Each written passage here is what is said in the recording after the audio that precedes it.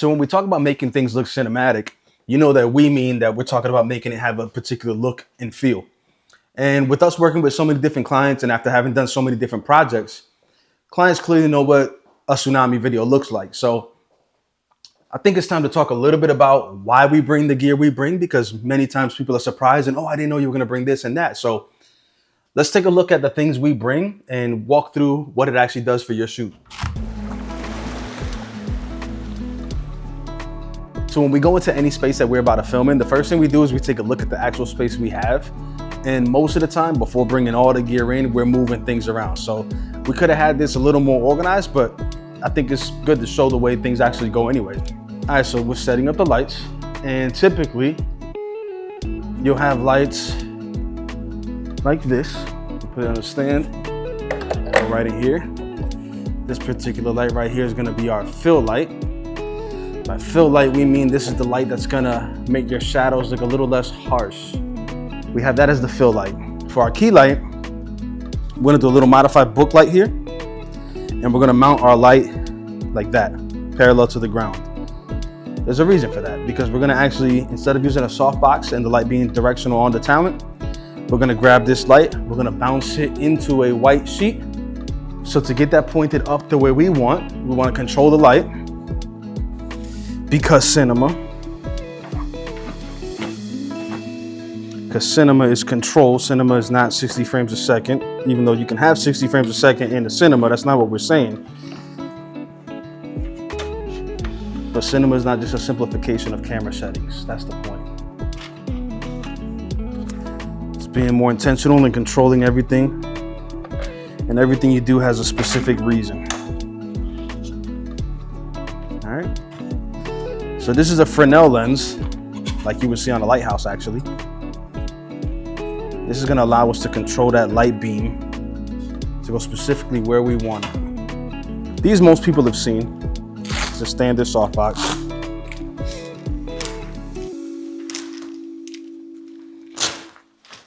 And again, why do you want this? Because you want that light to be soft. You don't want it to be screaming, really harsh lights on somebody's skin. Or maybe you do. But for this particular interview setup, we want it to be soft. I always think it's important to remind people, like, none of this is like necessarily hard and fast rules that you must do this way. You got to kind of find your own way. Each project is a little different. Each client is a little different. Each expectation is a little different.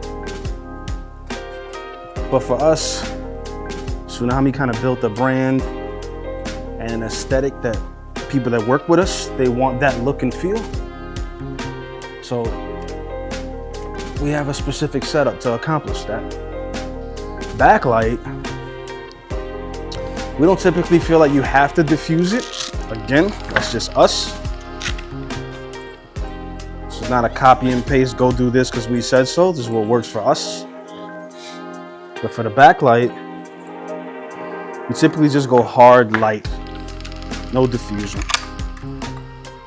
Because the purpose of this light is gonna be to just add an outline of light on the person. Create a little bit of separation from the person in the background. Give them that sharp, kind of almost 3D look. Right? Yeah. A battery will go here. We'll snap a battery on there. And typically we're gonna tilt this down. Just like with a true backlight, when we're setting up the backlight, we want to put it in a way so that the light doesn't spill on the background. And you don't want the light spilling on the person's face. You want to get it to where when they're sitting down, right? That light should only really be hitting here in the back of the head. You want to try to make sure you don't position it to where the light is just shining here, because it's defeating the purpose of your soft sources. All right? All right, so we're going to put our microphone up there. This is for our camera nerd friends, our video production nerd friends. This is a Rode NTG3, I think. This is the part where Manny's supposed to say, so why do we use a boom pole and not a lav mic? Why do we use a boom pole and not a lav mic? It's a fantastic question, Manny. So why do we use a boom pole, not a lav mic? Lav mics are great. We're using lav mics right now. There it is. I thought it fell off for a second. The reason we like to use boom poles is, number one, it typically sounds better. It's a more full sound. Number two, and probably more important for our purpose as far as workflow, is many times you're gonna deal with filming people wearing different things. And a lav mic can be pretty limiting in terms of where you could put it. Specifically when you're dealing with females that have maybe a one-piece dress or just something to where hiding the wire of a lav would be difficult. And for the purpose of something social media wise, we don't care so much about now we're showing the microphone. But if we're filming like a commercial project, we like to hide this stuff. We don't want you to see the lights. We don't want you to see cables. We don't want you to see the wire of the microphone itself. It's just a cleaner look, right? So since you don't necessarily know what everyone's gonna wear, the boom mic is great because it doesn't matter what you're wearing at that point. The mic's not on your clothes. It's not on your person. It's just sitting right there. They sit down and you get your audio that way. All right. And this XLR cable for our interview, it's gonna go into this Zoom F6. Now, on every device we use for these interviews, any shoot we do, we have these tentacle syncs. It's for Timecode. Now, back in the day, we didn't have Timecode and didn't really think it was gonna be a big deal. Once we started using it, on the post-production side, it's such a efficiency tool. It's so great for that we went and got one for each camera we have and one for each audio device. And what it gives you is the ability to, when you're editing, you literally just right-click, sync to timecode. Sync to waveform for our friendly production nerds. Sync to waveform works, but sometimes when you're working with a lot of different clips and a lot of different cuts, syncing to waveform can be an enormous headache and it won't line up properly sometimes depending on the volume source itself and the waveform. Syncing to timecode is foolproof. We'll record internally to this, to the Zoom F6, but then we'll also run a cable from the Zoom F6 to the camera as well. And that'll give us backup audio. We've got audio being recorded on the camera and externally on the F6. So typically what we would do is, we get the lights going real quick. That already seems too bright on the backlight. I'm gonna bring it down. We just get a general sense. We've done this enough to where we kind of know where we want things to be. We have a good starting point. And we wanna go, us personally, we wanna go for a little more moody feel. Not too moody, not dramatic, but a little more moody, a little more natural.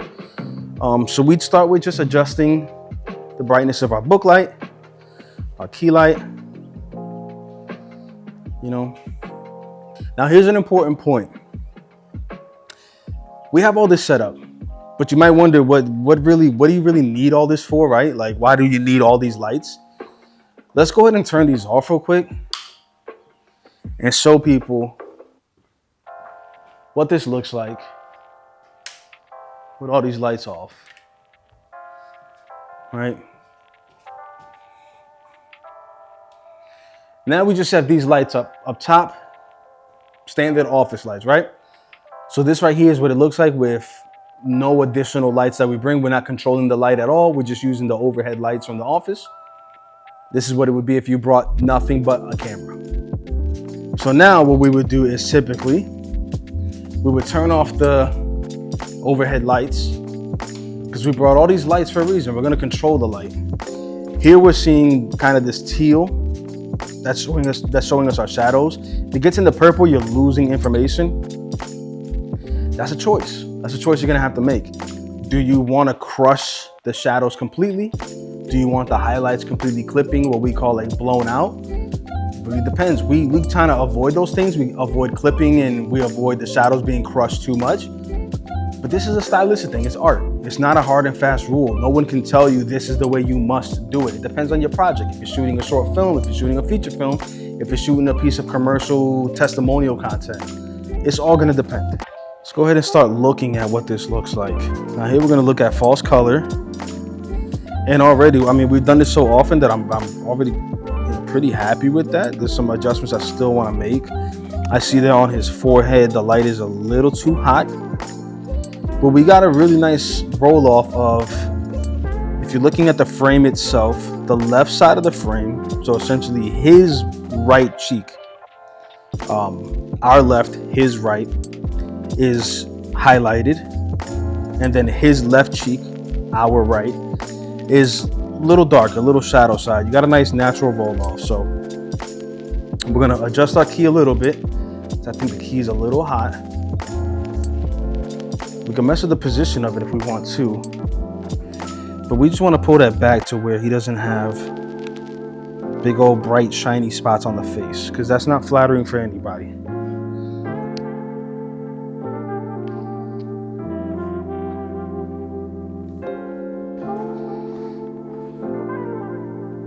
I like that quite a bit. Now I'm seeing that the backlight is doing its job.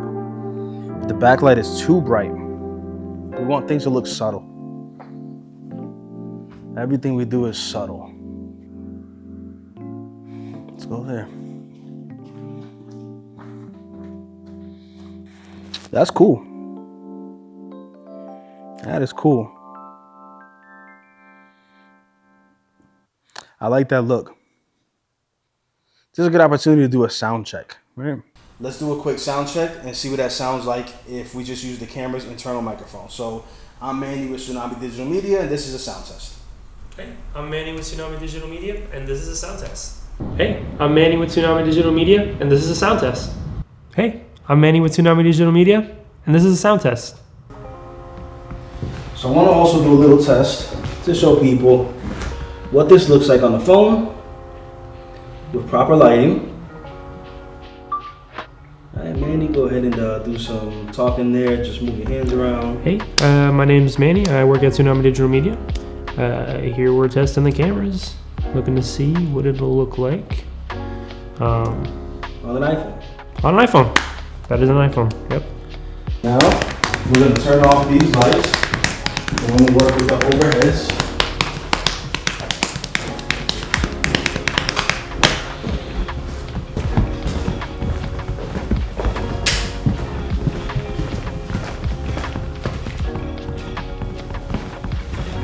And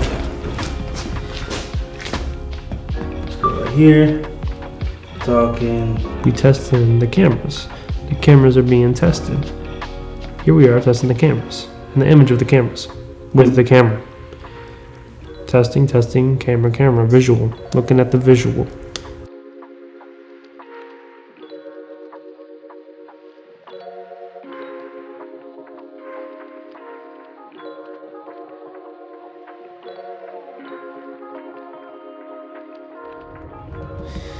This is Tsunami, and this is why we bring everything that we bring to a shoot. Is it worth it?